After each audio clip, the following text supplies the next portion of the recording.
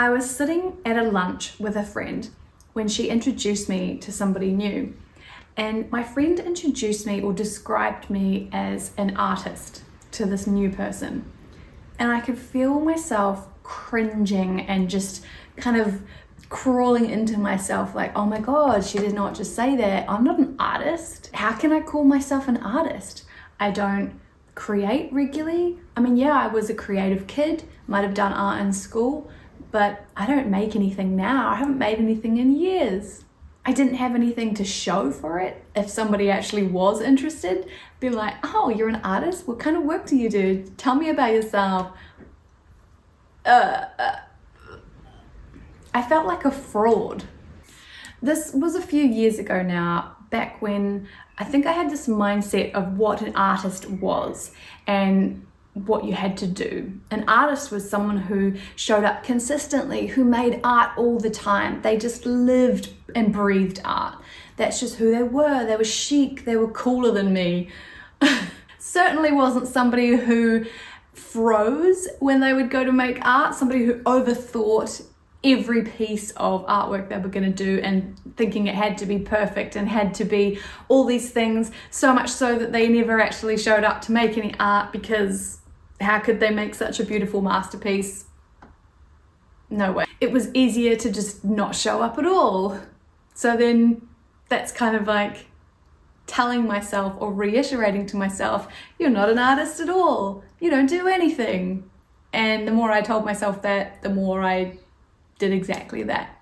Hello, my friend. Thanks for being here. When is it okay to call yourself an artist? So that you're not cringing inside, so that you're not feeling like that fraud. I wish I could go back to that girl and say, if artist is a label that you wish to own and you aspire to, then own it. Own it now. Become it. Make it your own. Make yourself proud by aligning the person that you are inside with the person that you are on the outside. I know I probably should say things like, you're an artist already. If you want to create art, you just are an artist, and all these things that are much more supportive. But I remember that that actually wasn't helpful for me back then, and I want this to be actually helpful for you. What I did find helpful was showing up for myself and doing the actual meaty part of the work, like showing up for myself in a way that I thought fulfilled that label of artist, rather than just, you know, when you're like starting a business, if anyone has started a business, and it's much easier to create the logo and make a business card and do all the planning and the prep, rather than actually doing the work that you'll be doing when you have the business. Yeah, that's been my jam. And often I think that's just because perfectionism or feeling that feelings of fraud and like there's no way you could possibly be this big aspiring thing that you put on a pedestal because it's so amazing and you so desire and aspire to be this thing, that it's so separate from you that it's like you can't ever get there. And that's not helpful, because you are an artist. That's why you're watching this, and it is something that you are and can do and can be. But to really feel it in your bones, what I found helpful is to start small. Starting small means that you will show up. It means that you will build on the work that you're making. The work that you did yesterday, you can build on it today, and that will take you into tomorrow, so on and so forth. You're building a snowball effect. You're creating momentum as the artist that you are in your own way. And it's so fun because you get to discover your style. You get to discover who you are as an artist every single time you show up. It doesn't have to be decided now. You don't have to have a style. You don't have to be a certain type of artist or a certain type of practice. All you need is a post-it note pad, a pen, and some blue tack. The post-it notes work really well because they're a beautifully small size and you can peel off the back and it's sticky. So stick it on the wall alongside your blue tack and your pen, and put it somewhere where it's an eye level, somewhere really reachable and easy to find every single day. Maybe that's your bathroom mirror. Maybe that is on the fridge, somewhere where it's always going to be in your face, literally. And just start making marks. You don't have to do a drawing. You don't have to write anything. Just make marks every day. And when you've done your marks for the day, take your post-it note off and put it somewhere near the post-it notes. Start building yourself a little wall of your art reflected back to you.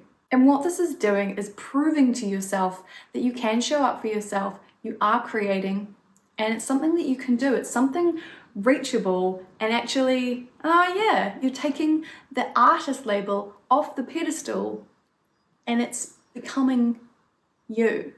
You'll find you start to feel more comfortable with owning that label because you feel authentically aligned with it, because now you can say, well, actually, yeah, I make things every day, or I make marks and it's leading me to this.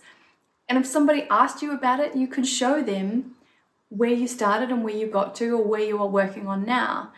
And actually yesterday you had this idea because this mark looked like this, and now you've moved it into a different type of mark. Now you've started drawing, or now you've started collaging.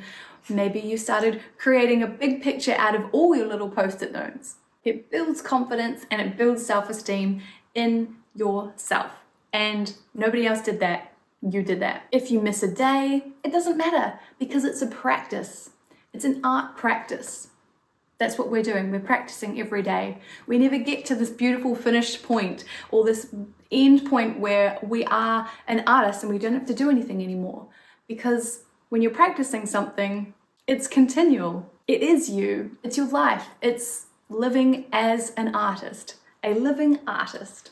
Eventually you find that you move into other areas, or you get bored of the post-it notes because you've had other ideas. You've got more inspiration and you can use that and build on that momentum. I like using little bits of magazines, and because they're so small, they feel really doable. They feel like, oh, I can fill that space. Or because it's a magazine, usually it has some cool color or photo, and I can see things in there that I might like to change or draw on, and it creates more ideas. It helps me build on the inspiration that's already there. It's just about enabling yourself. Work with yourself, because life is hard, things get in the way. How can you make it really easy for yourself to achieve these things that you love, which is creating and expressing yourself? Thank you for being here, my friend. I would love to hear about how you're getting on with your art practice, and if you've implemented any of the ideas here or in my other videos. Your comments and likes all mean so much to me. If you're new here, please like and subscribe, because it really helps me to see that I'm actually making a difference and making some value for you in your world, even just a little bit, and that means the world to me. Make yourself proud by aligning the person that you are inside with the person that you are on the outside. Fusion.